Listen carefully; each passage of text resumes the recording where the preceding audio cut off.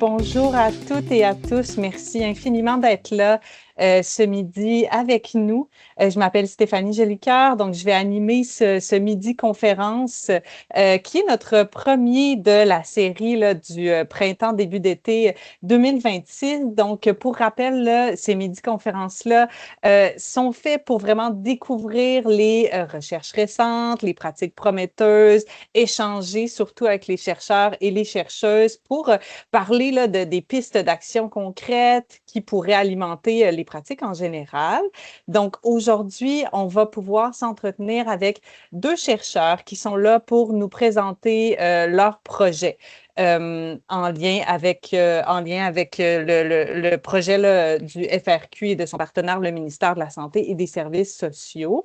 Donc, merci beaucoup. Pour rappel, donc, ces rencontres-là, on se veut des espaces sécuritaires, de respect pour chacun et chacune.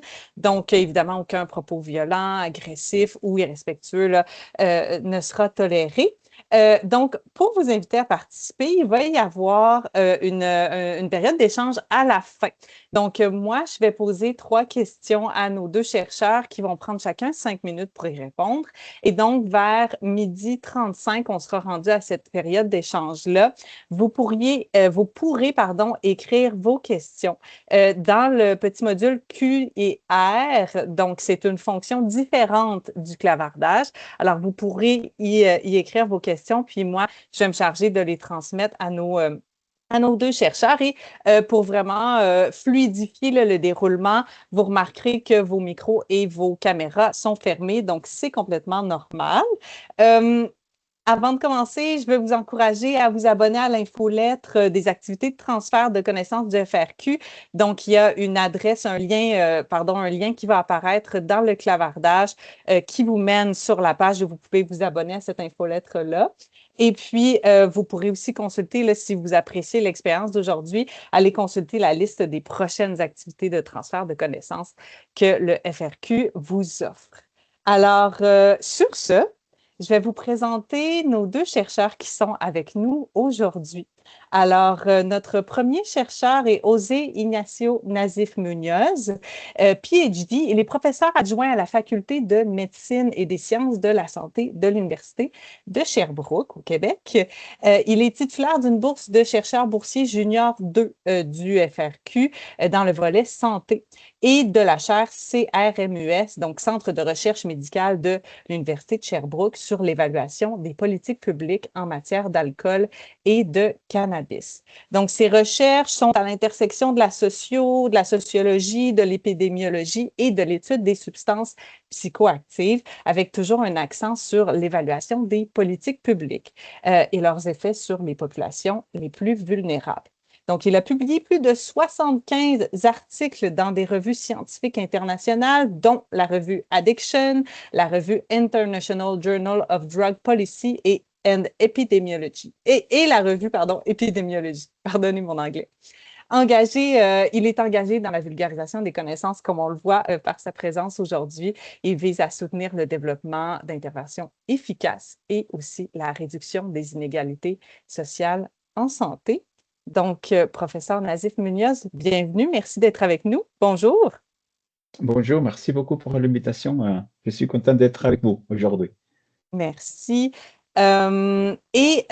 Notre deuxième chercheur, je vous le présente tout de suite, donc Nicolas Berthelot, qui est psychologue clinicien, professeur titulaire à l'Université du Québec à Trois-Rivières, titulaire d'une chaire de recherche en traumas développementaux. Ses travaux portent sur les facteurs de risque et de protection susceptibles d'influencer le développement des enfants en contexte de vulnérabilité. Donc, il s'intéresse aux trajectoires développementales, intergénérationnelles qui viennent à la suite d'expériences traumatiques qui sont vécues pendant l'enfance.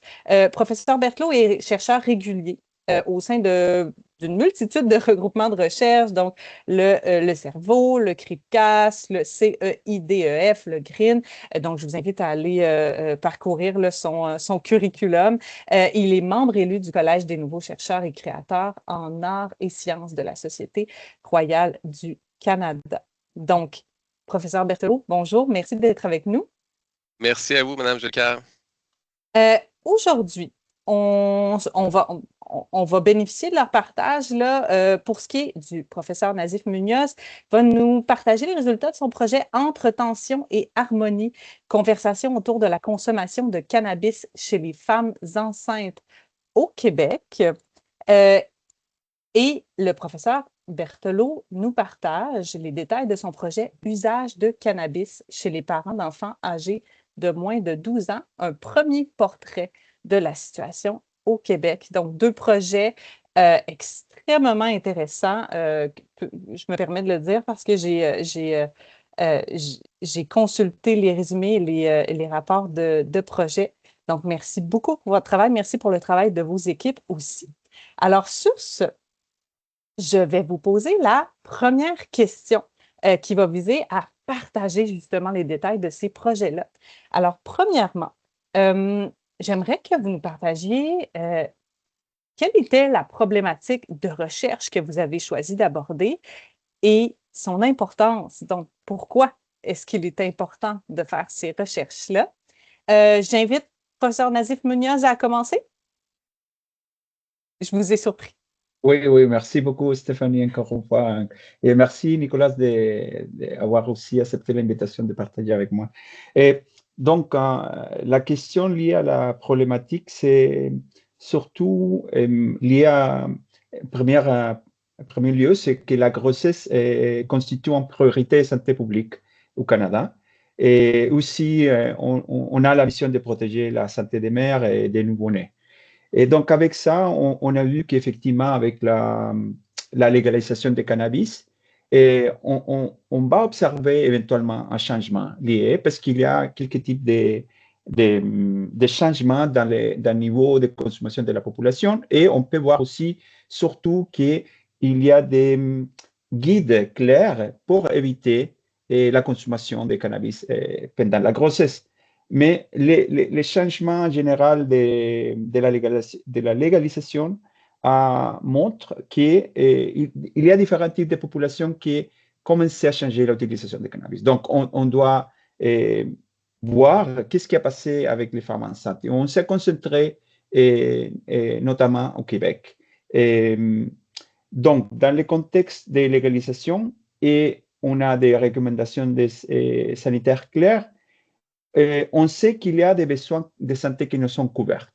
Avec cette dimension, on a dit qu'on devra avancer pour savoir qu'est-ce qui se passe avec ce type de population au Québec. Et donc, les questions qu'on a formulées de façon un peu plus formelle, c'était comment comprendre les comportements, on dira l'utilisation du cannabis dans un contexte qui est le cannabis est légal et pendant la grossesse et dans le contexte où l'utilisation de cannabis pendant la grossesse est fortement déconseillée. Et pour ça, on a vu qu'effectivement, il y a différents types de consommation pendant la grossesse au Canada et on devra considérer différents types d'interactions sociales pour comprendre la consommation de cannabis pendant la grossesse. Donc, on doit étudier qu'est-ce qui se passe avec les partenaires, comment on peut voir les types de conversations que les femmes enceintes ont avec des professionnels de santé et si éventuellement il y a un changement lié pendant les changements de légalisation dans les comportements. Donc, avec ces trois éléments, on a dit que pour vraiment comprendre les phénomènes, on devra considérer trois niveaux, les comportements des femmes enceintes et le partenaire, comment eux interagissent avec les systèmes de santé et les santé sociaux, et finalement, comment les effets politiques publiques, à partir de la mise en place de la légalisation, a changé tout ce type d'environnement social. Et pour la deuxième part de la question, et avec ça, je vais terminer, éventuellement, on pense qu'on déplace les regards habituels. Donc, on ne parle pas seulement du risque, mais on va parler aussi de comprendre les contextes sociaux, les facteurs qui expliquent les comportements. Et pourquoi? Et avec ça, je termine, parce qu'on peut arriver à donner des pistes de prévention. Ça, c'est l'objectif général de notre conversation d'aujourd'hui. éventuellement, on peut améliorer les pratiques cliniques. Et finalement, il y a une ration d'ordre éthique et politique. On doit toujours reconnaître la notion de réaffirmation de l'autonomie des femmes. Et avec ces contextes, on a décidé d'avancer sur notre programme de recherche. Merci. Merci, merci infiniment là, de nous aider à comprendre à quel point c'est quand même un sujet avec plusieurs couches de la société qui se superposent, donc vraiment beaucoup d'interconnexions entre ces sphères-là. Donc, un sujet assez complexe. Merci. Professeur Berthelot. Oui, bien, à mon tour. Donc, en effet, c'est un plaisir pour moi aussi, Monsieur José Ignacio, de présenter avec vous, puisque franchement, nos projets sont très cohérents et complémentaires l'un l'autre. Puisque de notre côté, nous, ce qu'on a tenté de faire, c'est de dresser un premier portrait, comme vous l'avez dit tout à l'heure, Madame Jolicoeur, un premier portrait de l'usage de cannabis chez les parents de jeunes enfants, donc des parents d'enfants entre 0 et 12 ans au Québec.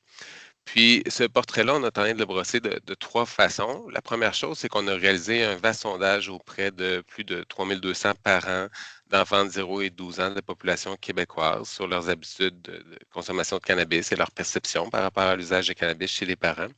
Ensuite, on a réalisé un deuxième sondage plus précis auprès d'un groupe de 225 parents qui s'identifient comme consommateurs de cannabis et un troisième sondage auprès de 325 intervenants et professionnels qui travaillent auprès des enfants, des parents et des familles en ce qui a trait à leurs habitudes de pratique par rapport à l'usage du cannabis auprès des parents et des familles. C'est un sujet qui nous a intéressés et qu'on jugeait important pour trois raisons. La première, c'est parce qu'on en sait excessivement peu sur l'usage parental de cannabis. Comme mon collègue vient d'en parler, je pense qu'il y a un focus important qui est réalisé sur l'usage de cannabis au moment de la grossesse et après l'arrivée de l'enfant, pendant l'allaitement.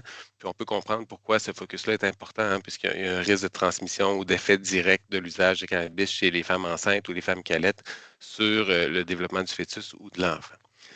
Mais la plupart des études sont arrêtées une fois que l'allaitement terminait, alors qu'il n'est pas exclu que le fait de faire l'usage de cannabis chez un parent pourrait aussi avoir des répercussions sur le développement de l'enfant ou sur la vie familiale, indirectement cette fois-ci à travers un effet possible de la substance sur les comportements parentaux ou sur la disponibilité des parents pour répondre aux besoins de leur enfant de façon sensible et adéquate.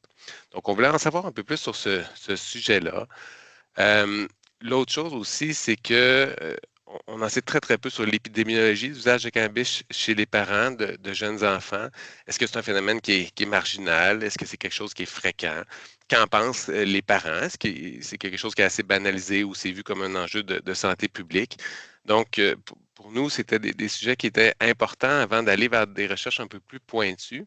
Puis, c'est, à notre connaissance, la première étude de ce type-là au Québec, mais même internationalement, là, pour documenter les pratiques d'usage de cannabis chez les parents au cours de la petite enfance et de l'enfance. Un autre élément qui militait pour qu'on conduise ce type de recherche, c'est que si vous faites une recherche parentalité cannabis sur Google, vous allez voir qu'on a accès à un discours social qui est excessivement polarisé. Vite, vous allez tomber sur des informations qui proviennent d'organisations de services, notamment en santé publique, qui tendent à décrier les dangers de faire l'usage de cannabis au moment de prendre soin d'un enfant. Donc, qui ont une posture assez claire à l'effet que c'est un usage qui est à proscrire. Mais assez rapidement, vous allez aussi tomber sur toutes sortes d'articles, de blogs, des articles de médias, dans des médias reconnus, que ce soit le Washington Post, le New York Times ou d'autres médias au Québec, qui, eux, vont plutôt donner la parole à des parents qui vont faire la promotion de l'usage de cannabis au moment de prendre soin d'un enfant. Essentiellement, vont nous dire que ça les rend de meilleurs parents. Vous en avez un exemple ici, un livre qui s'appelle Weed Bomb, qui fait la promotion d'une vie familiale qui inclut l'usage de cannabis. Où en est la réalité à travers ces deux polarités? Bien, je vous dirais qu'on en sait encore excessivement peu. Hein. Puis c'est là qu'à mon avis, la recherche entre en jeu. Hein. C'est la recherche qui va nous permettre de sortir de l'opinion vers les faits davantage. Notre étude ne répondra pas à ces questions-là, mais tout de même va faire une première étape en train de documenter justement si c'est un phénomène qui est fréquent, qu'est-ce qu'en pense la population québécoise, c'est quoi les profils de parents qui font l'usage de cannabis, puis comment les intervenants abordent cet enjeu dans leur pratique. Puis pour conclure, un autre élément assez vite qui nous venait à l'esprit sur l'importance de cette recherche, c'est que on aura l'occasion d'en reparler. Probablement qu'au Québec comme ailleurs, éventuellement, il va falloir penser à une stratégie nationale en prévention et réduction des méfaits concernant l'usage parental de cannabis, qui va pas seulement inclure la période prénatale, mais va aussi focaliser sur le développement de l'enfant. Et ultimement, cette stratégie, à notre avis, va devoir répondre sur une bonne compréhension de qui sont les parents qui font l'usage de cannabis. Qu'est-ce qu'ils pensent de leur usage? Pourquoi consomment-ils? Quelle serait leur motivation à cesser de consommer? Des questions, comme je dis, pour l'instant, on avait très peu d'informations. En somme, notre objectif pour cette recherche, c'était de mieux circonscrire le phénomène d'usage de cannabis comme première étape afin ultimement d'orienter une série d'actions futures à différents niveaux. Merci de votre travail à vous et votre équipe. Là, ce n'est pas rien que de se lancer dans le brossage en étant les premiers, là, de faire un premier portrait d'un phénomène global. Donc, merci beaucoup. Et vos deux projets font ressortir la complexité de ces phénomènes-là. Le caractère interconnecté. Donc, tout en n'ayant pas nécessairement, comme vous le disiez, professeur Berthelot, les réponses à tout de suite. Vos projets encouragent la bonification des pratiques là, dans les contacts entre la population, les professionnels de la santé, les intervenants sociaux, aussi peut-être des pistes de solutions du côté de l'encadrement de l'État. Donc, j'aimerais ça que vous nous partagiez justement quelles sont les conclusions, les ouvertures auxquelles vous êtes arrivés avec ces études-là. Est-ce qu'on y va dans le même ordre que pour la première question? Professeur Nazif Munoz? Comme Oui, vous voulez, comme vous voulez, on allons-y. fait. Peut-être Nicolas s'est inspiré maintenant, je ne sais pas. Ça va, je vous Professeur laisse. Berthelot? Je peux bien y aller. Je vais Allez, rendre l'appareil. Brassons les choses. Absolument. Oui, je crois que, comme je vous disais d'entrée de jeu, notre recherche soulève plus de questions qu'elle en répond, mais tout de même nous donne des informations qui nous orientent pour la suite. Donc, si on rentre tranquillement dans les chiffres, puisqu'on en a cumulé beaucoup des chiffres, la première chose que notre étude a mis en évidence, c'est que l'usage de cannabis, c'est définitivement pas un phénomène marginal chez les parents. C'est à peu près un parent sur 4 qui nous rapportait avoir fait l'usage de cannabis depuis la naissance de leur premier enfant et un parent sur 5 qui nous rapportait en avoir consommé au cours de la dernière année. Un ordre de grandeur, là, c'est à peu près 300 000 parents d'enfants de moins de 12 ans au Québec qui ont consommé du cannabis au moins une fois au cours de la dernière année. Bien entendu, ces taux de prévalence-là variaient selon plusieurs facteurs sociodémographiques, entre autres. C'était un peu moins prévalent chez les mères, chez les parents qui avaient une éducation universitaire ou chez les parents de jeunes enfants, de 0 et 2 ans. Mais ceci étant dit, là, c'était quelque chose qui était présent dans tous les groupes de la population. Le deuxième constat qu'on a pu faire, c'est que si on s'intéresse à ce que la population en pense, les gens, les parents, de façon générale, nous disent que l'usage de cannabis au moment de prendre soin d'un enfant serait idéalement à proscrire.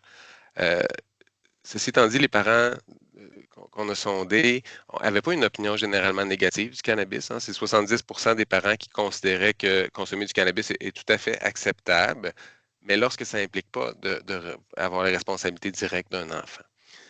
Quand on s'intéressait au moment de s'occuper d'un enfant, là, l'acceptabilité perçue chutait là, excessivement. On tombait à 3 parents sur 4 qui estimaient que l'usage de cannabis est plutôt totalement inacceptable.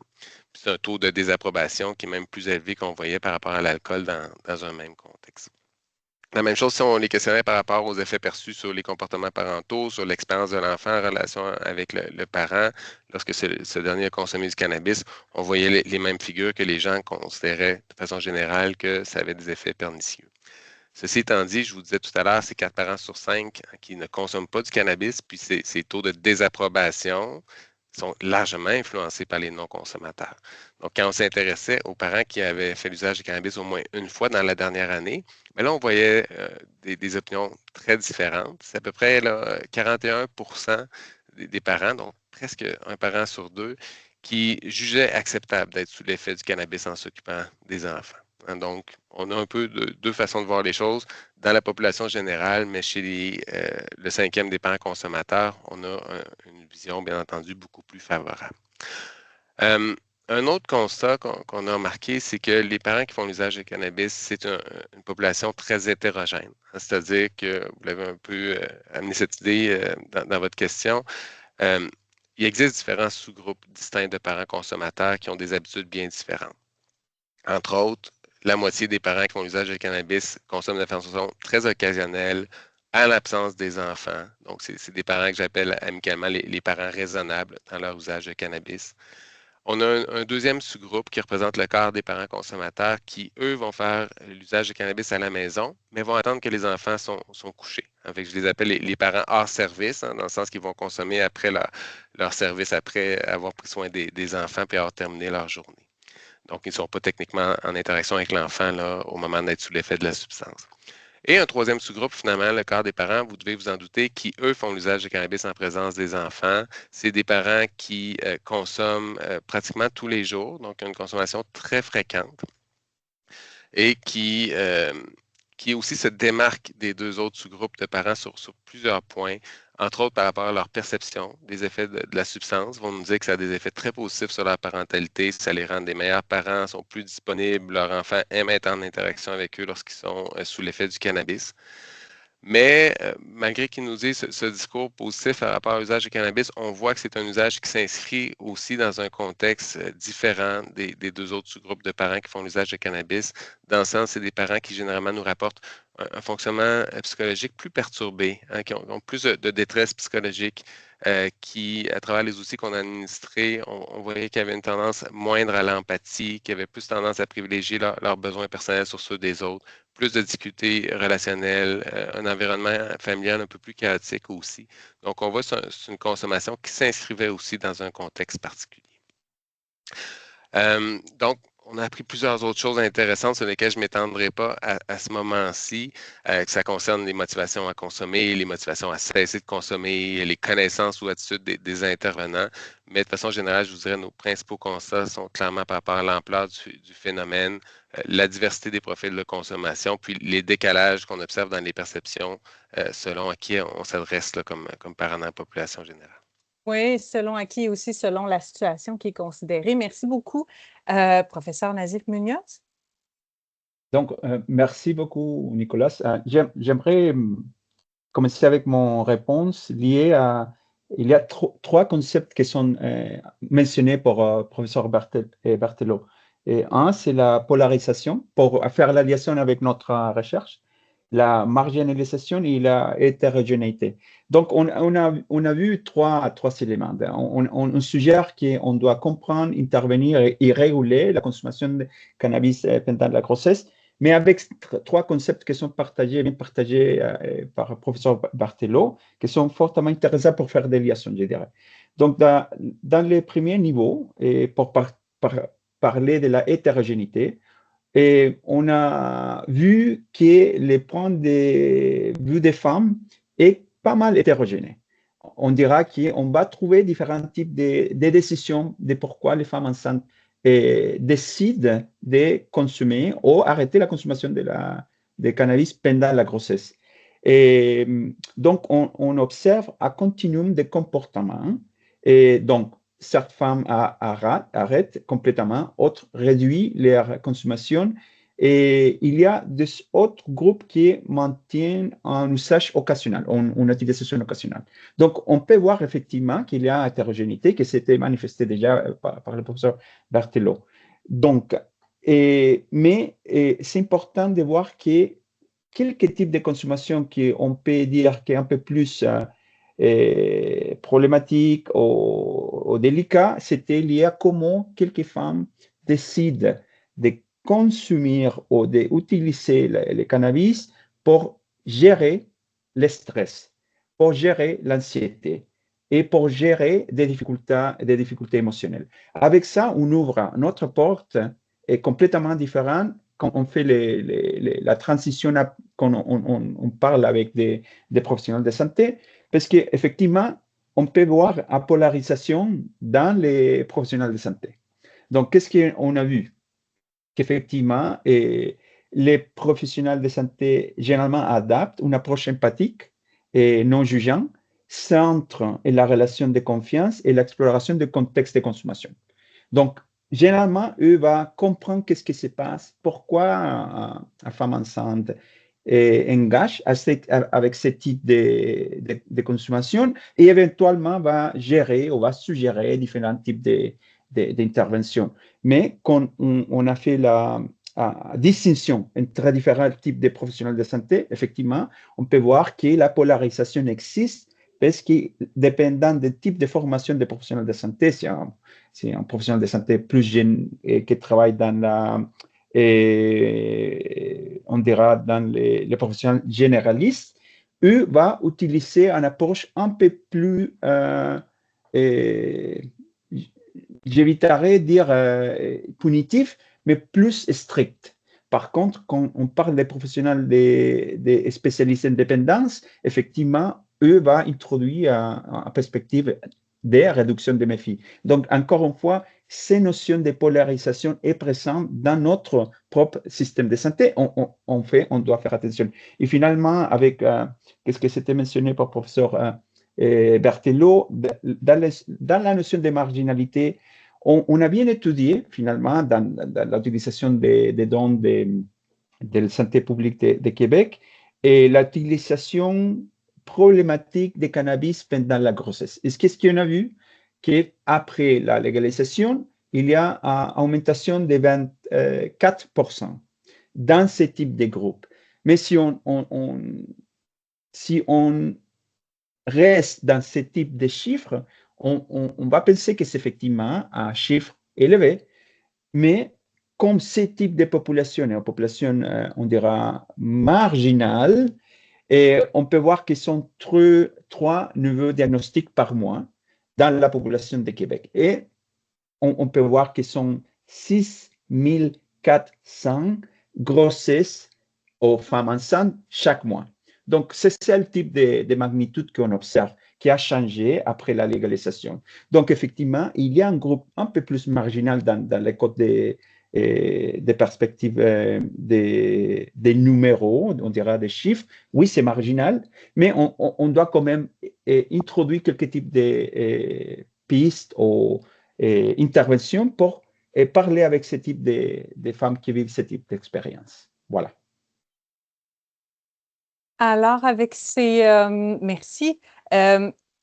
Avec ces informations que vous avez accumulées, avec ces nouvelles connaissances qu'on a, même si, comme le disait le professeur Berthelot, elle n'apporte pas nécessairement des réponses absolues, quel message, quel appel à l'action est-ce qu'on peut transmettre à toute partie concernée ou institution concernée par ces projets-là, que ce soit les décideurs, les décideuses, le milieu communautaire, les intervenants, les intervenantes? Quel message clé aimeriez-vous transmettre d'abord aujourd'hui, mais ensuite dans le futur, suite à ce projet-là?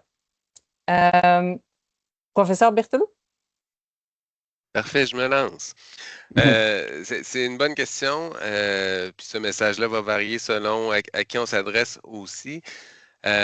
Première chose, si je prends ma posture de chercheur, je ne connais pas beaucoup de phénomènes, je vous dirais, là, qui concernent environ 300 000 parents québécois, 15 à 20 millions de parents en Amérique du Nord, sur lesquels on s'y connaît aussi peu.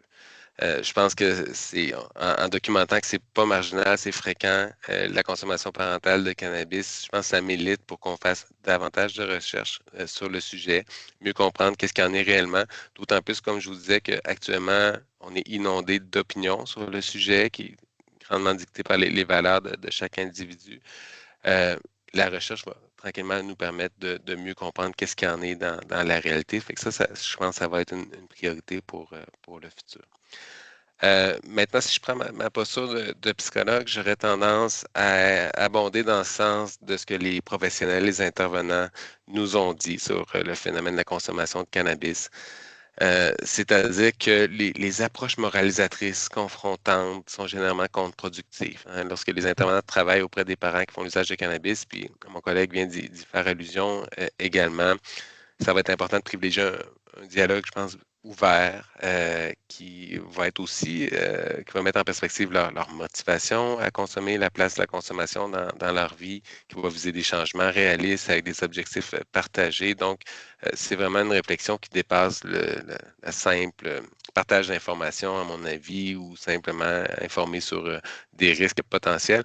D'autant plus que plus les gens consomment du cannabis, ce qu'on voyait dans notre étude, plus ils remettent en doute aussi les propos des professionnels à ce sujet-là. Donc, ça va être vraiment à travers le lien que les professionnels vont pouvoir créer avec ces familles-là qui ne focalisent pas exclusivement sur l'usage de cannabis que je crois des changements ou en tout cas des améliorations sont possibles. Autrement, comme je vous ai dit aussi, puis comme ça a été bien évoqué par mon collègue, c'est un phénomène qui est nuancé, qui est hétérogène. Je crois que si tranquillement on veut viser des messages d'intérêt public, va falloir bien réfléchir ces messages-là si on veut atteindre nos cibles. Hein. Je pense qu'on y va simplement en décriant des dangers potentiels de cannabis, étant peu informé par la recherche. On va rejoindre des gens qui ne consomment déjà pas. Puis probablement que plusieurs parents consommateurs, eux, se sentiront pas rejoints ou vont remettre ces propos-là en doute. Donc, je pense qu'il va bien falloir réfléchir quel type de message on va être en train de partager pour que ces messages-là, ultimement, soient efficaces. Je crois que dans les interventions, il faut dépasser une logique de jugement pour aller vers une logique de compréhension. Mon collègue vient de le dire aussi, derrière cette consommation-là, surtout dans les contextes problématiques, souvent on voit qu'il y a des motivations à consommer qui sont pour se soustraire à d'autres émotions qui sont difficiles à tolérer ou un contexte de vie qui n'est pas toujours facile à tolérer. Donc, ça serait abject de penser qu'on peut aider une personne sans considérer ce contexte-là ou les autres difficultés que la personne peut vivre. Donc, passer vraiment d'une approche qui est plus large à une approche qui va être plus personnalisée puis adaptée aux familles, je vous dirais. Empathique aussi. Merci beaucoup. Merci. J'imagine, professeur Nazif Munoz, que ça résonne aussi chez vous, ce genre de message-là, mais qu'auriez-vous à rajouter? Oui, je pense qu'il y a pas mal de superpositions entre les deux. Bon, la différence principale, je dirais, c'est qu'on a étudié la grossesse comme phénomène. Donc, on doit comprendre ce type d'expérience, pas à travers d'une logique de risque, mais doit être abordé comme un phénomène complexe, situé et multidimensionnel. Et ça, c'est fondamental pour savoir comment, éventuellement, on peut donner quelques types de conseils, interventions, etc., et qui exigent des réponses intégrées, et nuancées et non stigmatisantes. Avec ce type d'éléments, on peut bien avancer sur la protection, on dira, de la santé des femmes enceintes et éventuellement des enfants. Et je vais encore une fois répéter les notions de perspectives qui viennent des femmes enceintes, parce que quand eux utilisent la régulation ou la cannabis pour réguler les émotions, et particulièrement l'anxiété ou le stress, donc on ouvre la porte pour savoir comment autre type d'intervention on peut introduire dans le système pour effectivement aider les femmes enceintes à gérer ce type de changements. Mais on sait quand même que ce type de décision d'utiliser le cannabis, ce n'est pas une décision de moment. Et aujourd'hui, je vais utiliser le cannabis pour gérer l'anxiété. Et donc, on sait qu'il vient de trajectoires des fois complexes. Et donc, chaque type d'intervention devra reconnaître ça. Et pour ça qu'on insiste dans la notion non stigmatisante des interventions. Et ça est finalement lié à comment le niveau de pratique professionnelle doit répondre à ce type de dynamique. Comment différents types de connaissances qu'on a identifiées, et par exemple dans le monde de la dépendance, ou les spécialistes qui connaissent très bien comment se gère la dépendance, peut éventuellement informer les généralistes. Et donc, j'aimerais, parce qu'on a fait un type de recherche où on a travaillé avec beaucoup de professionnels de santé, et j'aimerais inviter à Laurence Darcy, qui est avec nous, et pour partager l'expérience qu'elle a eue avec notre recherche et de quelle façon étaient informés et le travail qu'eux font dans les systèmes de santé publique comme tel. Et c'est Ah, ça le message, voilà. Oui. oui, donc en attendant que Laurence ouvre son Ah, ben, micro, je suis là, ici, c'est bon. parfait. Ben, je vais vous présenter. Laurence, merci beaucoup d'être avec nous. Donc, Laurence Darcy, vous êtes chargée de projet spécialiste en dépendance à l'Institut universitaire sur les dépendances. Vous êtes aussi affilié, au Centre intégré universitaire de santé et de services sociaux du Centre-Sud de l'île de Montréal. Merci. Ben, merci. Donc, dans le fond, je suis en train de développer avec Virginie Lacoste et beaucoup d'autres personnes impliquées dans le projet une formation pour les professionnels de la santé sur la grossesse et la consommation de cannabis. Donc, en réfléchissant comme il faut, en questionnant les intervenants aussi un peu sur ce qu'ils avaient de besoin, puis avec les recherches d'Ignacio, ben, on est arrivé à un constat que ça serait intéressant d'avoir deux parcours dans la formation. Donc, un parcours pour les intervenants qui ont des contacts ponctuels avec les femmes enceintes. Par exemple, je suis une intervenante à la vaccination. Je vais avoir un contact ponctuel avec la personne enceinte. Puis là, notre objectif pour ce parcours rapide, c'est vraiment d'amener les intervenants à être plus empathiques, à mieux comprendre justement c'est quoi les raisons derrière ça, puis à comprendre l'hétérogénéité des profils. Donc, la recherche d'Ignacio nous a permis de développer différents personnages qu'on suit tout au long de la formation pour mieux comprendre la complexité, justement, des personnes qui peuvent faire usage de cannabis. Donc, qu'est-ce qu'il y a derrière ce qu'on peut voir qui est une personne qui consomme du cannabis? Fait qu'il y a ça qu'on a développé. Puis ensuite de ça, on est en train de développer un parcours plus long pour les intervenants qui, eux, vont faire du suivi avec les personnes. Ou est-ce que là, on va vraiment s'intéresser aux fonctions de la consommation, à voir c'est quoi les stratégies alternatives que je peux utiliser pour m'aider justement à mieux gérer mon anxiété, mieux gérer, par exemple, mes douleurs, mes nausées, mes inconforts, comment je peux m'aider à mieux réguler mes émotions. Donc, ça, c'est le parcours un petit peu plus long que la formation va permettre. Donc, c'est sûr que aussi, on a beaucoup réfléchi à partir des témoignages sur comment transmettre l'information. Donc, c'est quoi les principes de communication pour pas que certains messages soient déformés.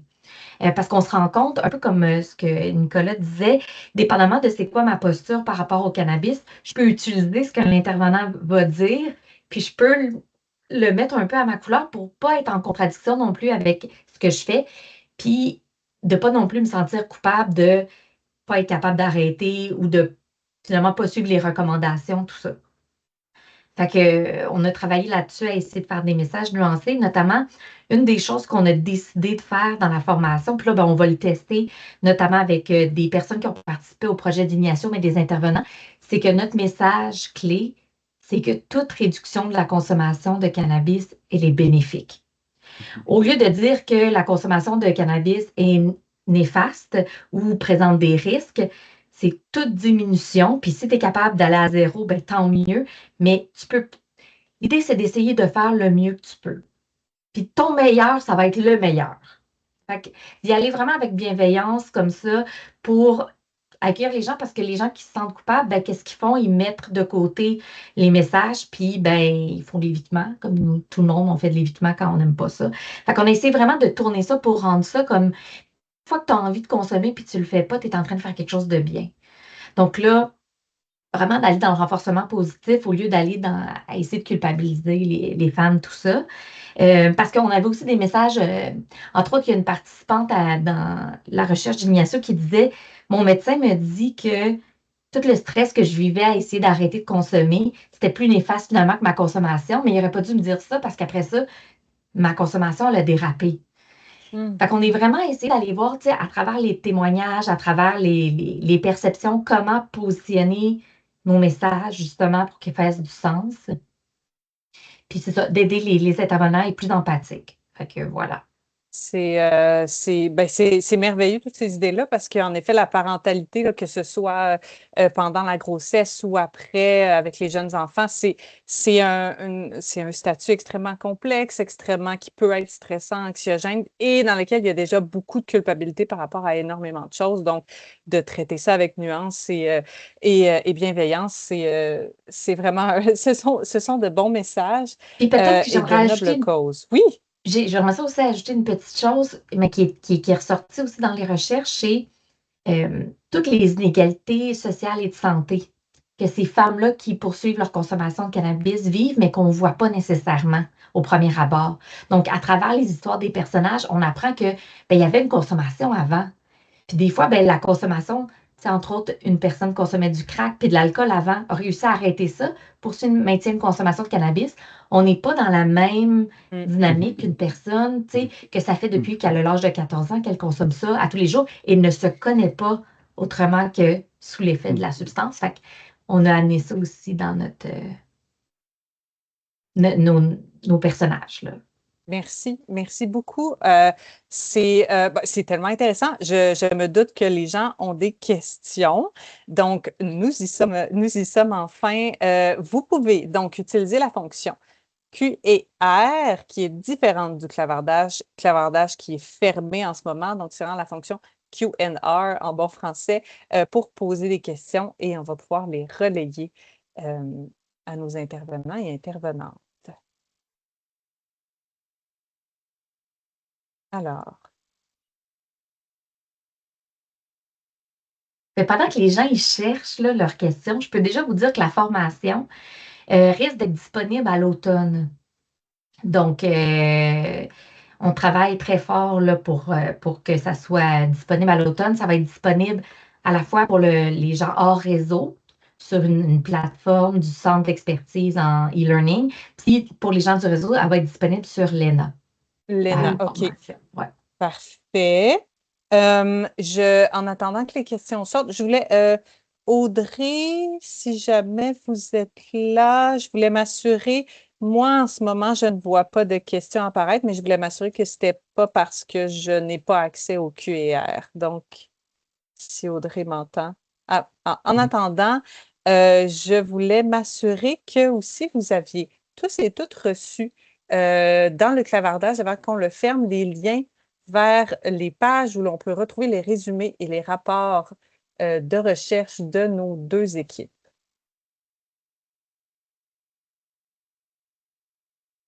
Alors, j'ai une main levée, donc normalement, Monsieur Saint-Antoine, vous pourriez écrire votre question dans le Q et R. Alors, ça ne sera pas bien long. Si on a des problèmes techniques, je vais aller chercher ma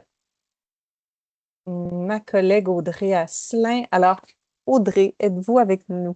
Oui, je confirme Oui, que le OK. QR est ouvert. Il y a un OK. petit délai pour que les questions entrent de 1 minute environ. Par contre, les personnes à distance là, ont accès. Alors, J'en Audrey, profite. fais-moi signe. Oui, oui. Juste en profiter pour valider votre démarche. On va faire quelque chose de similaire aussi qui devrait être accessible là, d'ici 6 mois.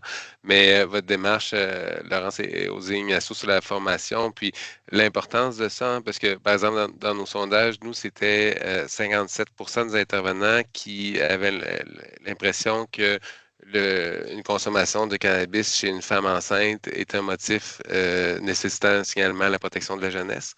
Puis le tiers des intervenants pensaient que consommation chez un parent aussi devait amener un signalement à protection de la jeunesse. Donc, il y a aussi une mécompréhension des fois des contextes légaux, des contextes de pratique, des interventions requises. Là, donc, je pense que ces démarches-là de formation sont excessivement importantes aussi. On a fait d'ailleurs une section là-dessus sur l'enjeu du signalement, parce que c'est toujours une question qui revient. Puis depuis 2023, avant, on avait ce qui s'appelait l'alerte bébé, qui était le signalement pendant que l'enfant est dans le ventre de la mère. Ça n'existe plus. Maintenant, c'est une autre approche. Fait qu'on a tout fait une section là-dessus qui répond à cette question-là. Je suis inquiète. Est-ce que je devrais signaler? qu'est-ce qui fait que je suis inquiète? Est-ce que c'est la consommation à elle seule n'est pas un motif de signalement? La consommation peut par contre engendrer certains comportements qui, eux, nécessiteraient un signalement. Mais ce n'est pas une équation. Fait que ça, on a vraiment fait une section là-dessus spécifique là, pour aider justement les intervenants à se mettre à jour là, par rapport à ça. Moi, je me demandais, en attendant que je vois des questions apparaître, là, si, faites-moi signe, Audrey, Il y si a des jamais c'est... questions, Ah, pardon de vous interrompre, il y a des OK. questions qui sont entrées. Il faut cliquer sur le Q&R en haut. Toutefois, je peux lire les questions si jamais vous ne voyez pas les Ouais, questions Audrey, apparaître. moi, je ne vois pas le QR, donc je vous laisserai pour l'instant, là, peut-être... oui, parce que je ne le vois pas. Parfait. Donc, désirez-vous que je lise la première question? Oui, allez-y. D'accord. Donc, nous avons ici, il me semble important d'accueillir la personne enceinte en ayant comme prémisse qu'elle fait déjà de son mieux. Donner l'information et discuter en lien avec les informations transmises me semble une bonne première approche. Et est-ce que vous pouvez répéter, s'il vous plaît, un peu plus lentement? Il me semble important d'accueillir la personne enceinte en ayant comme prémisse qu'elle fait déjà de son mieux. Donner l'information et discuter en lien avec les informations transmises me semble une bonne première approche. Donc, si j'ai bien compris, c'est un commentaire plus qu'une question. C'est oui, c'est un peu les deux. Oui. Ben, c'est oui. Ben, en fait, moi, je dirais Oui, oui à ça. Là, dans le fond, c'est tout à fait une bonne idée de vraiment accueillir la personne dans tout ce qu'elle est, prendre pour acquis qu'elle fait déjà de son mieux. Ce qui est compliqué dans la transmission des informations, c'est que quand on donne trop de nuances, trop de détails, souvent, ben, les gens, ça les perd. Puis, fait que, comment je le fais avec le moins de détails possible, mais tout en Mhm. mettant des nuances là-dedans. Fait Mhm. que, puis les gens arrivent aussi avec leurs croyances. Fait que d'être capable de les faire ressortir pour savoir un peu, ben, tu sais, eux, qu'est-ce qu'ils en pensent. Il y en a, entre autres, sur les forums de discussion qui avaient l'impression que ben, le cannabis, comme c'est naturel, c'est moins pire que prendre du diclectin, par exemple, pour les nausées. Donc, il y a certaines personnes qui ont cette croyance. Il y a des gens qui, au contraire, tu sais, savent que ça représente des risques au niveau du développement. Savent que aussi, ben, un risque, ça ne veut pas dire non plus que ça va nécessairement arriver. Fait qu'il y en a qui disent, ben, moi, je suis prête à vivre avec un certain truc de risque. Fait que tout ça, oui, il faut accueillir la personne avec, tu sais, qu'est-ce qu'elle pense, qu'est-ce qu'elle est. Puis, tu sais, la science aussi, elle a ses limites. Donc, de toujours, tu sais, de dire les choses, mais c'est là où est-ce qu'on a voulu outiller les intervenants avec des verbatims, des petites phrases préconstruites pour que ça soit un peu plus facile de communiquer ça de façon c'est ça, empathique et non jugeante. Parce que des Donc, fois, facilement avec l'information, ça peut être perçu comme culpabilisant. oui, donc dans le côté aussi qui vient mentionné pour Laurence, il y a quelques commentaires importants de part des professionnels de santé, et effectivement, ça c'est le cas. Et beaucoup d'eux demandent que la science avance beaucoup plus rapide. C'est-à-dire que, par exemple, on devra savoir les effets, par exemple, les effets entre les types de cannabis qu'on inhale ou le type de cannabis qu'on mange. Ça a un différent type d'effets, ça a un différent type d'effets immédiats et pas immédiats, et ça, en fait, va donner beaucoup plus d'informations pour comment on peut gérer éventuellement ce type de situations qui vivent différents types de personnes. Et ça aussi, c'est important parce que il y a pas mal d'hétérogénéité ou d'effets liés à chaque personne de façon différente. Donc, le cannabis va affecter de façon biologiquement différente à différents types de personnes. Donc, encore une fois, les professionnels de santé demandent ce type de connaissances pour améliorer l'interaction entre les patients et les professionnels de santé. Monsieur Berthelot, est-ce que vous avez rencontré ce même genre d'apprentissage, peut-être du côté des sondages que vous avez menés? Avez-vous rencontré là, des besoins de nuances ou de formuler les choses d'une certaine façon? Ben, absolument, c'est ce que les intervenants nous disent aussi, puis c'est ce qu'on voit de part et d'autre. Comme je l'ai dit, plus la consommation de cannabis est un problème chez un individu, dans le sens qu'il consomme en présence de ses enfants souvent plusieurs fois par jour, euh, plus cette personne-là va remettre en question aussi ce que les intervenants vont dire. Donc, c'est important, oui, de donner une information dans un premier temps qui va être limitée, mais d'être prêt aussi à offrir un peu plus d'informations bien appuyées, le cas échéant. Mais comme première approche, d'être ouvert, de concevoir en effet que le parent devant nous fait du mieux qu'on peut, hein. Tous les parents veulent offrir le meilleur à leurs enfants. Certains vont rencontrer des obstacles dans cette démarche-là.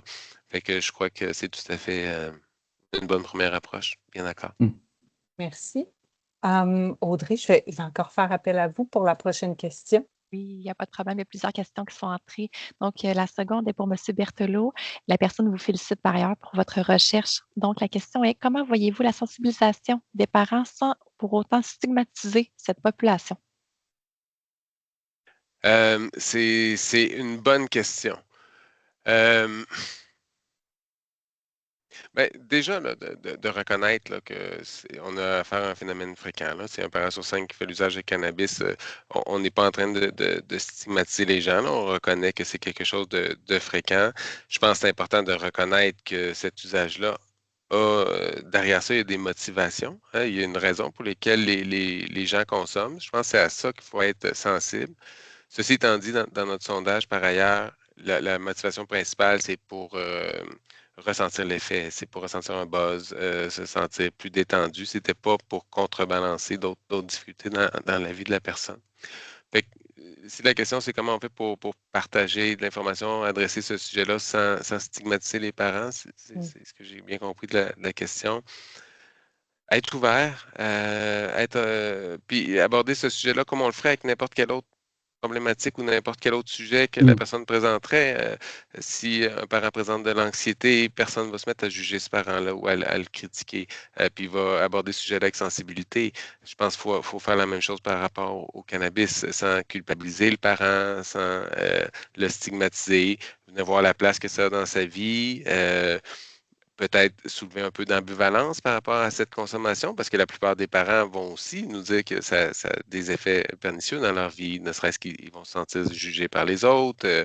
Par moment, il y a des choses qu'ils aimeraient accomplir ou faire ou qui se passent, qui ne se produiront pas comme ils le souhaitent. Fait qu'entrevoir s'il y a un peu d'ambivalence, puis aussi être en train de réfléchir quelles seraient des alternatives potentielles, ça pourrait être des voies à réfléchir, je vous dirais. Merci. Prochaine question. Oui, donc, est-ce que nous avons de l'information sur l'effet de la consommation des parents sur l'expérience des enfants, ados, de la consommation dans leur parcours développemental? Oui, mais cette question-là aussi s'adresse plus à moi. La période 0-12 ans, beaucoup moins couverte, la période de l'adolescence, beaucoup plus. Par rapport à la question que vous dites sur la consommation des adolescents de parents consommateurs, définitivement. Ça, c'est le sujet qui est le plus documenté. Les enfants de parents qui eux-mêmes font l'usage du cannabis sont drastiquement plus sujets à consommer au cours de l'adolescence. Sur leur expérience de façon générale, il y a quand même des recherches qui sont menées. Aucune recherche soutienne que l'utilisation de cannabis chez les parents pourrait avoir des effets positifs sur l'enfant.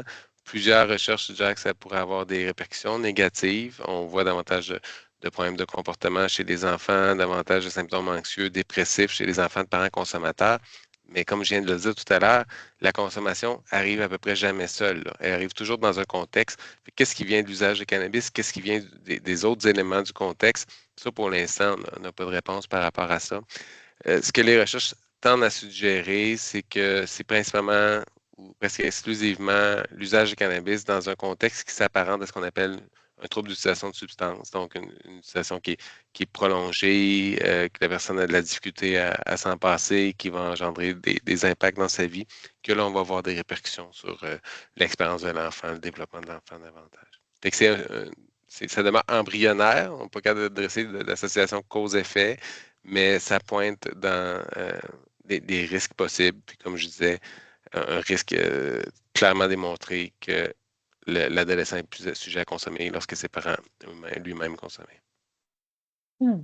Merci. On va avoir le temps peut-être 2 questions si on est concis. Parfait. Donc, je vois qu'il y en a une pour l'instant. Donc, la dernière est, je crois que c'est professeur Berthelot qui a évoqué qu'il y avait en plus maintenant une sorte de méfiance envers les études scientifiques et les professionnels dits scientifiques. Et on le voit quand même bien dans la période actuelle, je trouve. Comment pourrait-on un peu contourner ce problème et restaurer cette confiance en des études scientifiques comme celle du professeur Nazif Munoz et professeur Berthelot? C'est une bonne question. Je pense qu'on doit se poser, puis je vous laisserai aussi répondre aux Ignacio. Je pense qu'il y a une certaine portion de ça qui incombe sur les épaules des chercheurs. Ça va être important que les chercheurs n'arrivent pas avec une position après ma barre qui est déjà clivée, puis qui vont tenter de soutenir une opinion que les chercheurs pourraient avoir. Donc, rester objectif dans la mesure du possible. Là aussi, dans une approche non stigmatisante.